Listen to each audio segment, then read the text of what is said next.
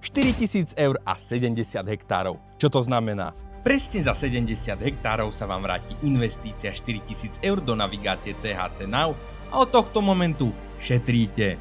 Dnes sme tu s Matejom Šoltysom z Agronavy. Matej, porozprávaj nám o navigáciách. Ahojte, tak firma CHC Now je tretím najväčším výrobcom na svete. Jedná sa o čínsku firmu, ktorá vyrába autopiloty. V ponuke máme navigácie od 4000 eur až po 5500 a v podstate tu nám môžete vidieť model NX612. To je v podstate najpredávanejší model na Slovensku a tento model sa skladá z antény na príjem RTK signálu, z elektrovolantu, riadeným elektromotorom a z tabletu, ktorý má 12,1 palca. V ponuke máme aj modely NX610 a NX510. V podstate všetky tieto modely sú autopiloty s elektrovolantom a taktiež máme v ponuke aj autopiloty na prípravu traktora. Je tam možné domontovať aj kameru?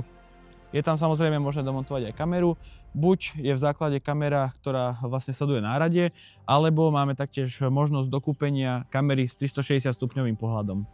Jasné. A je to teda možné namontovať aj do starého, 40-ročného Zetora, aj do nového New Hollandu bez navigácie napríklad? Samozrejme, tieto navigácie montujeme aj do starších strojov. Jedinou podmienkou je, že stroj musí mať posilovač riadenia a nesmie mať volu na riadení. Ak je ten traktor v poriadku, tak máme tieto navigácie namontované aj v týchto strojoch a v nových New Hollandoch nie je problém. Buď sa namontuje verzia s elektrovolantom, alebo niektoré nové stroje už majú tú predprípravu, tak tam namontujeme navigáciu priamo na predprípravu a nemusíme vymieňať volant.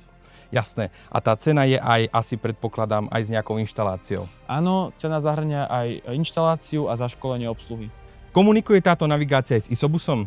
Áno, táto navigácia je kompatibilná aj s isobusom. Je to síce príplatková vec, ale vieme vlastne do tejto navigácie napojiť akékoľvek náradie a vlastne funguje aj s virtuálnym terminálom, aj so section control a taktiež vieme používať aj aplikačné mapy. Čo sa isobusu týka, tak buď ak traktor isobusom vybavený je, tak sa v podstate napájame len na in-cab konektor v kabíne a ak ten traktor isobus nemá, vieme domontovať kompletne celú kabeláž. Tak čo na ňu hovoríte? Nám sa páči. A nezabudnite sa zapojiť do súťaže, kde ju môžete získať do svojho traktora. Vidíme sa v ďalšom videu.